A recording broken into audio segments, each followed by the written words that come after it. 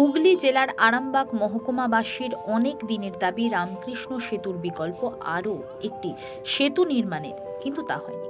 বর্তমানে কালীপুর পল্লীশ্রীর মধ্যে তারকেশ্বর নদীর ওপর রয়েছে এই রামকৃষ্ণ সেতুটি। এই সেতুটির ওপর দিয়ে 5টি জেলা সহ আরামবাগ মহকুমার মানুষদের যোগাযোগের একমাত্র নির্ভরযোগ্য সেতুটি। পূর্ব পশ্চিম মেদিনীপুর, ঝাড়গ্রাম, পুরুলিয়া, বাঁকুড়া জেলা রয়েছে। সেই সব জেলা যেতে বা আসতে গেলে এই রামকৃষ্ণ সেতুর ওপর দিয়ে যাতায়াত করতে হয়। উল্লেখ্য, বহু দশক আগে সেতুটি তৈরি হয়েছিল।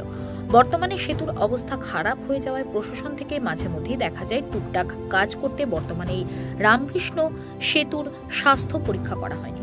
বুধবার সকালে আরামবাগ মহকুমার পিডব্লিউডি এর ইঞ্জিনিয়াররা সহ উচ্চ পদস্থ আধিকারিকরা এই সেতুর স্বাস্থ্য পরীক্ষা করে গেলেন। যদিও এলাকার মানুষের দাবি, রামকৃষ্ণ সেতুটির ওপর নির্ভর করে হাজার হাজার মানুষের জীবন জীবিকা। সেতুটির পরিস্থিতি দেখে পথ চলতে মানুষ থেকে শুরু করে মহকুমাবাসী নতুন বিকল্প একটি সেতু তৈরির দাবি জানিয়ে আসছে অনেক আগে থেকে। তবে কাজ কিছু হয়নি বলে দাবি সাধারণ মানুষের।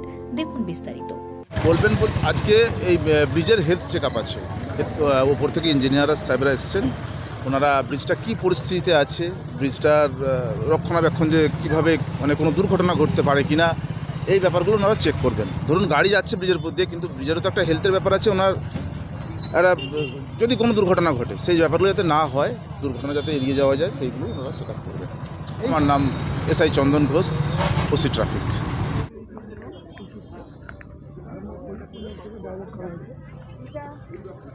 যে এখানে প্রশাসন থেকে কেউ জানে না তা নয়,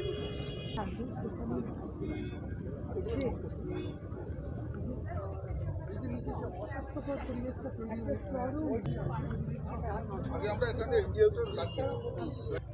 আপনারা ব্রিজের কি পরিস্থিতি দেখছেন? ভর্তি আছে নিচে। স্যার, এই যে আবর্জনা, এটাও কি একটা স্বাস্থ্যহানি করছে? ব্রিজটা নদীর তো স্বাস্থ্যহানি করছে করেন, আমরা একই মনে করি একেবারেই স্যার। ঠিক আছে, এতে কোনো ইঞ্জিনিয়ারিং বুদ্ধি লাগে না স্যার। অত্যন্ত একটা সেটাকে চিন্তা ভাবনা করতে হবে এবং ডাম্পিং জোনে যেমন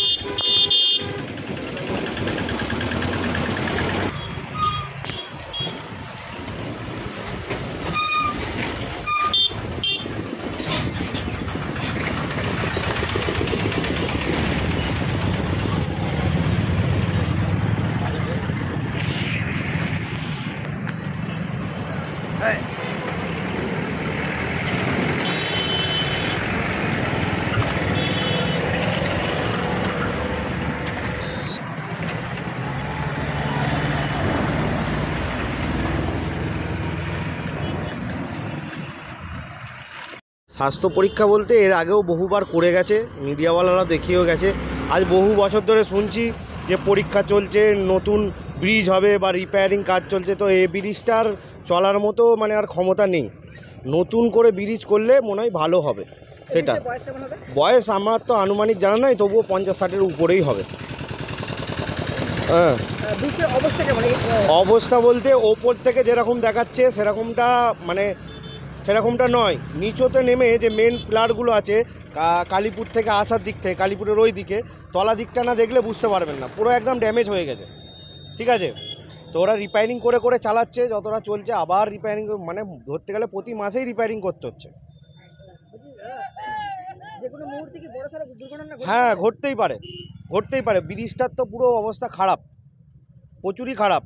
না নিচে নেবে, না ওর গোড়া থেকে না দেখলে বোঝা যাবে না। উপর থেকে প্রেস লাগছে, বাগিয়ে দিয়েছে, করেছে। তো অনেক দিন থেকেই শুনছি যে ব্রিজ হবে, অনেক নেতা মন্ত্রী চেঞ্জ হচ্ছে, ব্রিজ আর হচ্ছে না, নতুন বিকল্প কিছুই হচ্ছে না। আমার নাম রোহিত মণ্ডল, আরামবাগ কালীপুর 12 নম্বর ওয়ার্ড।